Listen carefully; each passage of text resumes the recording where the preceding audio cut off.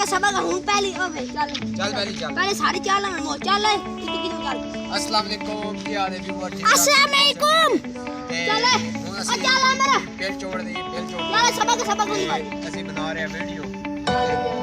ਇਸ ਚੀਜ਼ ਦੇ ਬਾਰੇ ਚੈੱਕ ਕਰ ਸਕਦੇ माशाल्लाह ਕਹਿੰਦੀ ਮੇਰੀ ਵਾਰੀ ਆ ਗਈ ਹੁਣ ਤੁਹਾਡੇ